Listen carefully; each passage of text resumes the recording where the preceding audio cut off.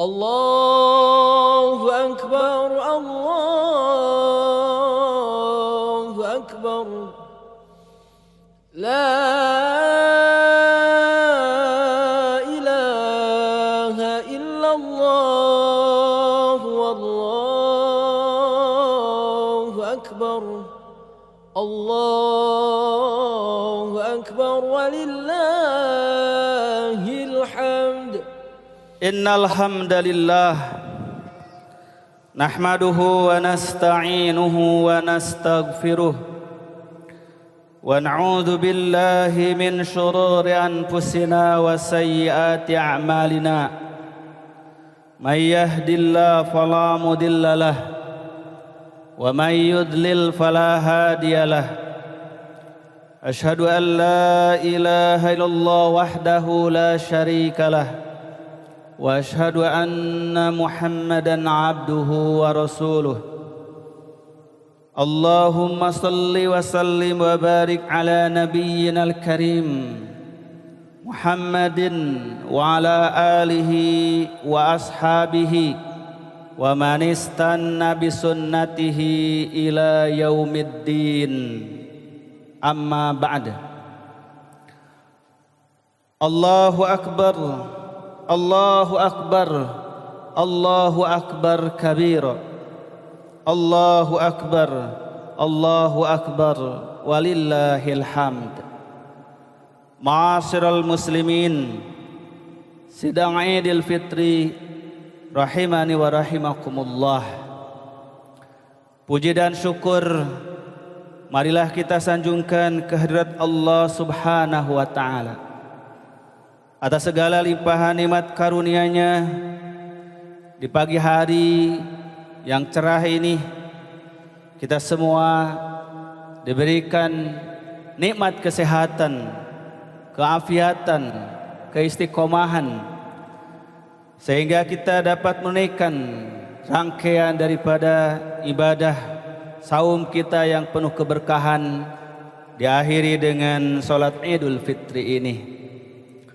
Salawat serta salam semoga tercurah kepada uswah dan qudwah kita semua, suri tauladan kita Nabi tercinta Nabi Muhammad sallallahu alaihi wasallam, beserta seluruh kerabat keluarga beliau, para sahabatnya dan umatnya yang setia hingga di akhir zaman. Semoga kita semua termasuk di antara hamba-hambanya yang senantiasa istiqamah mengikuti sunnah-sunnahnya. A'idin a'idat rahimani wa rahimakumullah. Sebagaimana kita maklumi, pelaksanaan salat Idul Fitri ini sebagai rangkaian daripada ibadah yang penuh keberkahan, mengakhiri ibadah kita semua saum Ramadan sebulan penuh. Idul Fitri bisa bermakna adalah hari raya kita kembali kepada kebiasaan berbuka, kebiasaan makan minum di siang hari, di mana sebulan penuh kita dididik oleh Allah Subhanahu wa taala mengendalikan syahwat makan kita, minum kita, dan syahwat hawa nafsu seksual kita di bulan Ramadan. Maka Allah Ta'ala memberikan kembali kelonggaran, keleluasan kepada kita kembali sebagaimana di bulan-bulan sebelumnya. Idul Fitri juga berarti adalah Idul Fitrah, di mana kita kembali kepada fitrah naluriah kita sebagai insan, sebagai manusia yang diciptakan oleh Allah Subhanahu wa taala menjadi khalifahnya sekaligus hambanya di muka bumi ini, untuk memberikan ujian kepada kita, siapakah di antara kita yang paling berkualitas, yang paling baik amal perbuatannya untuk menjadi bekal hidupnya di yaumil akhirat nanti. Alladzi khalaqal mauta wal hayata liyabluwakum ayyukum ahsanu amala. Dialah Allah yang telah menciptakan kematian dan kehidupan untuk menjadi ujian bagi umat manusia. Siapakah di antara mereka yang paling baik amalnya, yang paling berkualitas karya-karyanya di dunia. Salah satu amal yang telah kita lakukan adalah ibadah saum Ramadan. Salah satu wasilah untuk kita menjadi orang-orang yang menempuh ahsanu amala, amal-amal yang baik, yang berkualitas, yang diridhoi oleh Allah Subhanahu wa taala. Salah satu dari fungsi ibadah yang Allah syariatkan kepada kita, termasuk di dalamnya saum Ramadan, adalah wasilah bagi kita sebagai hamba-hambanya untuk menjaga kesucian jiwa kita, menjaga fitrah naluriah kita sebagai insan, sebagai makhluk yang termulia Allah ciptakan di muka bumi ini, menjadi hamba-hamba sekaligus khalifah-khalifahnya di muka bumi, untuk kita pertanggungjawabkan seluruh amal perbuatan kita di kehidupan yang kekal abadi di yaumil akhir nanti. Karena itulah Allah Subhanahu wa taala firmankan, fa idza faraghta fansab wa ila rabbika farghab. Apabila engkau telah selesai menunaikan suatu perbuatan, suatu tugas, maka bersiap-siaplah menghadapi tugas berikutnya. Bulan Ramadan telah berakhir, maka kita akan menghadapi 11 bulan ke depan. Semoga dengan karunia Allah kita semua dalam keadaan sehat walafiat, sehingga melepas bulan Ramadan tahun ini untuk menyongsong kembali tahun Ramadan di tahun yang akan datang. Wa ila rabbika farghab, dan hanya kepada Tuhanmu lah kamu semua harus berharap, memohon, menginginkan seluruh cita-cita kebaikan kita dikabulkan. Demikian pula Allah Subhanahu wa taala telah menjadikan Ramadan sebagai bulan yang kita di dalamnya digembleng untuk menjadi insan-insan yang kembali suci, kembali kepada fitrah dengan diampunkan seluruh dosa dan kesalahan kita. Maka Rasulullah sallallahu alaihi wasallam menegaskan di dalam hadisnya yang mulia, man shoma ramadhana imanan wahtisaban ghufira lahu ma taqaddama min dhanbih. Siapa saja orang yang menunaikan ibadah saum Ramadan dengan penuh keimanan, keyakinan bahwasanya apa yang Allah perintahkan tiada lain adalah kebajikan untuk menjadi bekalan hidup kita di akhirat kelak, sekaligus menjadi didikan tarbiyah dalam kehidupan di dunia ini. Wa ihtisaban, dan dengan mengharap pahala keridhaan Allah, ghufira lahu ma taqaddama min dhanbi, maka niscaya Allah akan jadikan saumnya itu penghapus dari dosa-dosanya. Aidin aidat rahimani wa rahimakumullah. Kenapa begitu penting kita berusaha untuk mensucikan diri, mengembalikan jiwa kita ke dalam fitrahnya yang suci? Karena memang pada hakikatnya perjuangan hidup manusia di dunia adalah mempertahankan fitrahnya, kesucian jiwanya, di mana Allah Subhanahu wa taala menciptakan seluruh manusia dalam keadaan fitrah itu, dalam keadaan suci itu. Sebagaimana Rasulullah sallallahu alaihi wasallam menegaskan dalam hadis riwayat Imam Muslim, ma min mauludin illa yuladu alal fitrah. Tidak ada seorang pun manusia terlahir ke dunia ini melainkan ia dilahirkan dalam keadaan fitrah, kesucian jiwa dan kesucian agama. Kesucian jiwa, tidak ada manusia yang lahir ke dunia membawa dosa, dan kesucian agama, tidak ada manusia yang lahir ke dunia dengan mensekutukan Allah Subhanahu wa taala. Melainkan setiap insan, bahkan dari rahim siapapun dia lahir ke muka bumi ini, maka semuanya sama.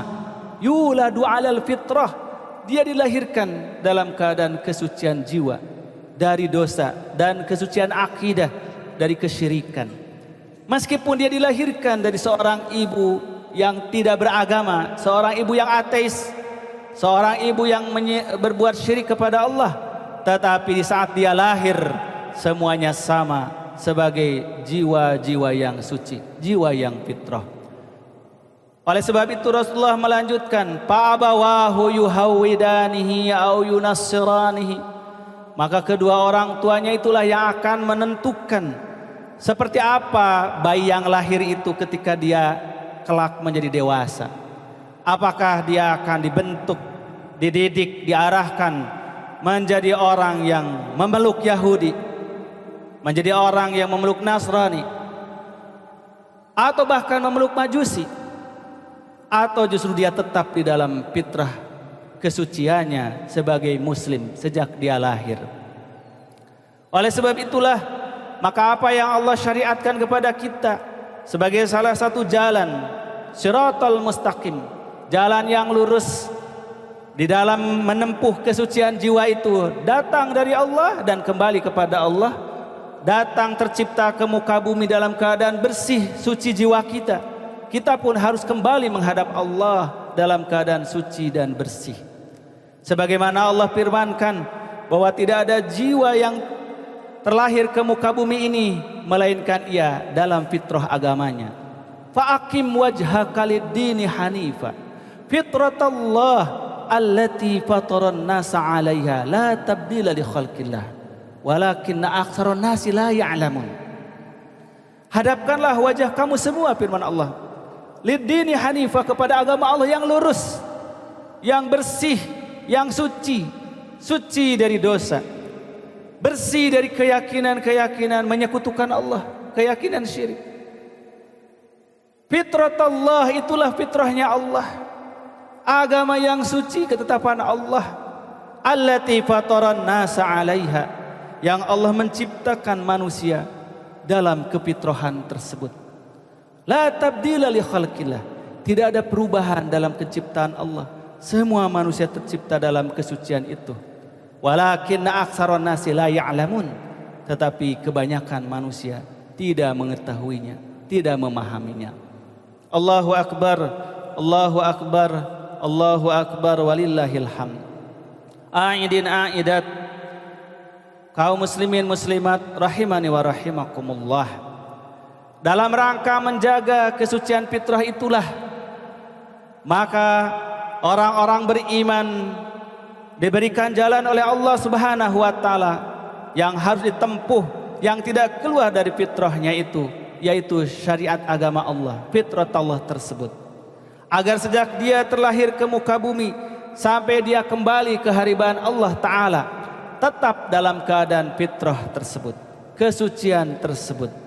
Yang dengan kesucian itulah dia meraih kebahagiaan hakiki dalam kehidupannya di dunia dan meraih kebahagiaan hakiki dalam kehidupannya di akhirat. Allah ingatkan kepada kita semuanya, wa nafsi wa ma sawwaha fa alhamaha fujuraha wa taqwaha qad aflaha man zakkaha wa qad khaba man dassaha. Wa nafsi wa ma sawwaha, demi jiwa yang Allah ciptakan dengan segala kesempurnaannya. Fa alhamaha fujuraha wa taqwaha, maka tiap jiwa itu ada bisikan-bisikan kejahatan dan ada bisikan-bisikan ketakwaan. Itulah naluriah manusia. Sejak terlahir dia sudah keadaan suci dalam fitrah agama Allah, tetapi manusia diberikan potensi kejahatan dan potensi ketakwaan. Potensi kejahatan sebagai pintu masuknya syaitan, menyelewengkan hidup kita kepada kesesatan. Sedangkan potensi ketakwaan adalah pintu masuknya para malaikat Allah membimbing kita kepada petunjuk. Fa'alhamaha fujuraha wa taqwaha, maka Allah memberikan ruang di dalam jiwa manusia di mana syaitan masuk untuk memberikan bisikan-bisikan kejahatan. Alladzi yuwaswisu fi sudurin nas, yang membisikkan ke dalam diri manusia itu kejahatan-kejahatan. Sedangkan Allah Ta'ala juga memberikan kepada kita potensi kebajikan, ketakwaan, yaitu dengan diberikannya kepada kita tuntunan, petunjuk hidayah ilahi dari mulai para nabi, para rasul, kitab suci hingga Al-Quranul Karim ini. Maka jalan manakah yang akan ditempuh manusia? Wahadainahu najdain, kami tunjukkan dua jalan itu. Jalan dominasi hawa nafsu atau jalan yang didominasi oleh keimanan, ketakwaan kepada Allah. Oleh sebab itulah Maka apabila manusia mengikuti jalan bisikan kebajikan yang Allah berikan melalui tuntunan wahyu, bimbingan para nabi dan para rasul, Allah janjikan kepada kita, qad aflaha man zakkaha, akan berbahagialah, akan beruntunglah, akan sukseslah orang-orang yang menjaga kesucian jiwanya, menjaga kebersihan fitrahnya, tidak mengikuti bisikan-bisikan kejahatan dalam hidup ini. Qad aflaha man zakkaha, berbahagialah, beruntunglah, sukseslah orang yang menjaga kesucian jiwanya itu. Wa qad khaba man dassaha, dan merugilah orang-orang yang mengotori jiwanya. Bersihnya jiwa adalah dengan ketaatan, dengan keimanan, dengan amal saleh. Sedangkan kotornya jiwa dengan mengikuti bisikan kejahatan, kemaksiatan, dan pengingkaran terhadap ketetapan-ketetapan agama Allah Subhanahu wa taala. Kenapa manusia penting menjaga kesucian jiwanya, kebersihan fitrahnya? Karena itulah hakikat kebahagiaan hidupnya. Tidak ada kebahagiaan, kesuksesan yang akan diraih manusia tanpa kesucian jiwa, kebersihan hati. Maka apapun kebahagiaan, kesuksesan yang diraih manusia secara duniawi materi, tetapi hampa jiwanya dari kesucian melalui ketaatan, kepatuhan kepada agama Allah, niscaya itu semua laksana fata morgana. Sebagaimana kata Al-Quran, walladzina kafaru a'malahum kasarabin biqi'atin, orang-orang yang tidak beriman kepada Allah, orang-orang yang durhaka kepada Allah, seluruh amal perbuatan mereka di dunia, kesuksesan mereka hidup di dunia, kasarabin biqi'atin, itu laksana fata morgana di padang Sahara. Yahsabuhu dham'anul ma, orang-orang yang kehausan menyangkanya di sana ada air. Tetapi ketika dikejar, diburu, ternyata air itu tidak ada, melainkan hanya angan-angan. Itulah gambaran orang yang mencari kebahagiaan, mencari kesenangan, kesuksesan duniawi, tetapi melupakan kebersihan dan kesucian jiwanya. Kenapa begitu penting menjaga kesucian jiwa? Dan kenapa kita dilarang oleh Allah Subhanahu wa taala mengotori jiwa? Sebab kotornya jiwa itulah yang menjadi malapetaka dalam kehidupan manusia. Karena itulah Al-Quran menyebut dosa dengan istilah dzanbun, dzunubun. Al-Quran menyebut dosa dengan istilah ismun, asamun. Dan Al-Quran menyebut dosa dengan kalimat wizrun, auzarun. Apa makna dzanbun? Dzanbun adalah kiasan dari ekor. Kalau binatang memiliki ekor itu disebut dengan dzanbun, adnab, adnabil baqar. Ekornya binatang, ekornya sapi. Maka kalau kita kiaskan Bapak Ibu sekalian, manusia yang berdosa artinya manusia yang berekor, manusia yang berbuntut. Karena ekor dan buntut itu tidak layak, tidak patut bagi manusia. Karena yang berekor berbuntut itu hanya layak untuk binatang. Maka dosa adalah ekor dan buntut yang senantiasa menggelayut di dalam batin dan jiwa manusia. Sebagaimana dia merasa hina, merasa dina kalau badannya, tubuhnya berekor seperti kera, maka manusia pun akan merasa hina dina kalau jiwanya berdosa. Maka orang yang banyak masalah dalam hidup, banyak dosa dalam hidup mengatakan, ini ekor masalah saya, ini buntut kesalahan saya. Maka segala apa yang dirasakan oleh manusia di dunia dari keburukan-keburukan, semuanya buntut-buntut dari perbuatannya, semuanya akibat-akibat dari kesalahannya. Maka dosa laksana buntut di dalam kehidupan. Seandainya Allah Ta'ala mewujudkan dosa manusia itu laksana buntut-buntut binatang, maka setiap kali orang berbuat dosa, bertambahlah ekornya, bertambahlah buntutnya. Makin banyak dosanya, makin panjang buntutnya, sampai orang gak bisa berjalan karena saking panjangnya ekornya itu. Begitulah gambaran orang yang berdosa. Semakin sulit dia bergerak, semakin berat dia melangkah, karena dibebani terlalu banyak, panjang dia harus menggusur-gusur, menarik-narik, menyeret-nyeret ekornya. Siapakah orang yang mau hidupnya berekor? Begitu pula siapakah orang yang mau hidupnya berdosa? Maka dosa sebuah kehinaan sehingga digambarkan seperti ekor dalam binatang. Dzanbun. Karena itulah kita berdoa kepada Allah, ya Allah, bersihkanlah dosa kami, putuskan ekor kami, lepaskan buntut kehidupan kami dari kesalahan-kesalahan perbuatan kami. Begitu pula Al-Quran menyebut dosa itu ismun, kotoran yang mengotori jiwa kita, sehingga Rasulullah mengatakan, idza adnabal abdu bidanbin nakatat fi qalbihi nuqtatun sauta. Kalau seorang manusia berbuat kesalahan, maka diteteskan di dalam bilik hatinya itu satu noda hitam. Wa inta wastaghfara saqulat qalbuhu. Kalau dia bertaubat, beristighfar, bersih lagi, bening kembali dinding hatinya. Wa in ada zadat hatta ta'lua. Kalau dia mengulangi lagi dosanya, mengulangi lagi kesalahannya, maka noda hitam itu makin banyak di bilik hatinya, sehingga tertutuplah seluruh dinding hatinya, sehingga tidak lagi bening, tetapi dia menjadi hitam, sehingga cahaya kolbunya, cahaya nuraninya tidak bisa keluar menerangi kehidupannya. Inilah gambaran dosa, ismun. Begitu pula Al-Quran menggambarkan dosa adalah wizrun, auzarun, artinya beban yang berat. Kalau digambarkan seorang berbuat dosa, ia sedang membuat beban yang berat digantungkan ke lehernya.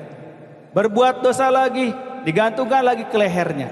Seandainya Allah menunjukkan dosa-dosa itu laksana beban-beban yang berat, maka kita akan melihat banyak sekali orang yang berjalan terhuyung-huyung karena memikul beban-beban yang berat yang tidak patut. Maka dosa pada akhirnya membebani kehidupan seseorang.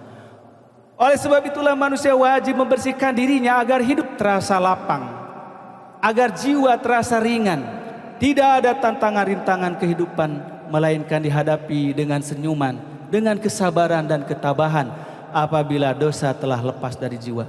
Itulah Allah Subhanahu wa ta'ala firmankan kepada Rasulnya, alam nashrah laka sadrak wa wada'na anka wizrak alladhi anqadha dhahrak. Alam nashrah laka sadrak. Bukankah kami telah lapangkan dadamu wahai Muhammad? Wa rafa'na laka dzikrak, dan kami telah angkat namamu. Kemudian Allah Subhanahu wa taala, wa wada'na anka wizrak, kami telah melepaskan dari pundakmu beban-bebanmu. Apa beban itu? Dosa-dosa. Maka dosa disebut beban kehidupan. Alladzi anqadha dhahrak, yang dosa itu membebani punggungmu. Karena ia laksana beban yang berat harus dibawa.